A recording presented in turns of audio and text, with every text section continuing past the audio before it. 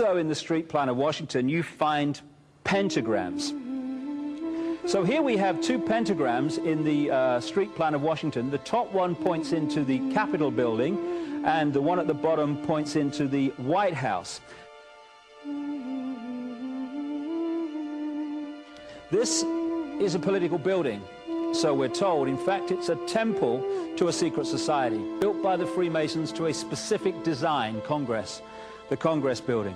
Where did it get its name from? Capitol Hill, from a sacred place of the Roman Brotherhood going way back called Capitoline Hill. And when Madeleine Albright, high priestess of this brotherhood, became Secretary of State, and she went across on her first overseas visit to Europe, she actually went to Rome and made an official visit, what for her would have been a pilgrimage to Capitoline Hill in Rome, and that's where we get Capitol Hill from. This is George Washington. In the last century, they decided they didn't have a decent statue of George, so instead of getting an American to produce one, they ordered it from Italy, from Florence. And when it arrived on the dockside, people were staggered, because here was George, the first president of the United States, depicted naked from the waist up with this cloth over his Bill Clinton's, and then pointing up one arm, pointing down the other. What's going on?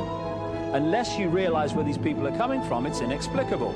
Well, if you just hold that in your mind, arm up, arm down, naked from the waist up, and then Bill Clinton's covered in a piece of cloth, well, this is where it's coming from. This is the ancient depiction of the compilation of the negative force symbol that the Templars worshipped, or the high-level Templars worshipped anyway, called Baphomet.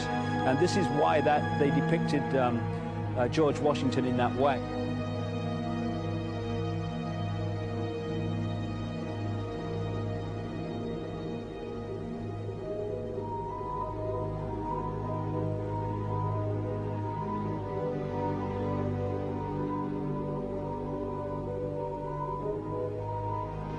What has come to light is that it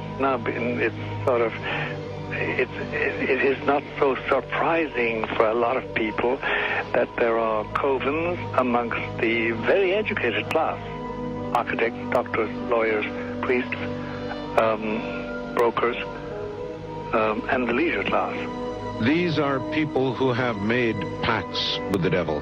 That's right. It's really the best, the more accurate way of describing it would be that they have indulged themselves in the worship of the goat, of the prince, of the serpent, of Satan, of Lucifer, and they lead perfectly normal lives. They're jewel merchants. They travel. They're prominent in their own way, but they do have this indulgence. Father, here's a part of that I can never understand. That has never made sense to me, and that is, if somebody were to make a pact with the devil, then obviously the implication is if the devil is there to make a pact with them, to make a deal, to make their life, this short mortal life on earth, pleasurable, with money or women or travel, or more interesting, whatever it is they want.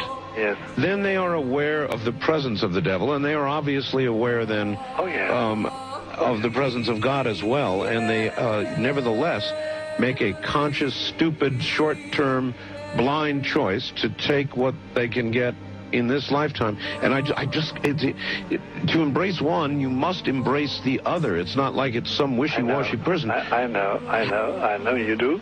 It is a very not easy to understand, except when you talk with them, when they let their hair down and peel grapes, as we say, and when they're on their way to being cured of what or healed is the proper word. You find that there's an exhilaration and a satisfaction which is both sensual and sexual and mental when they really indulge in Luciferian worship.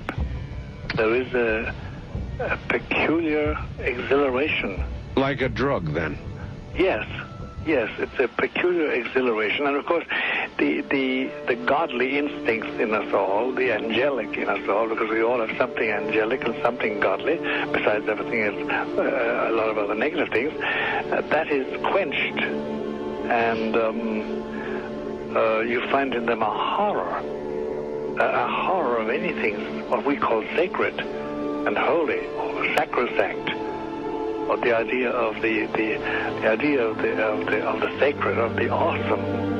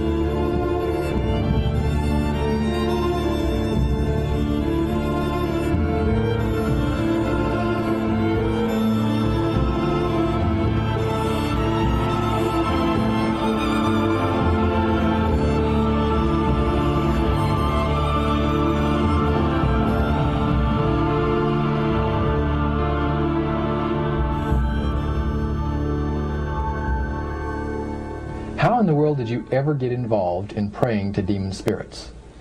A fellow that had been on a particular ship with me, he told me, "Hey, I got something fantastic to tell you."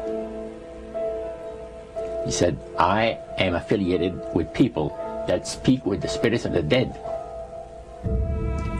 How would you like to talk to the spirit of your dead mother?"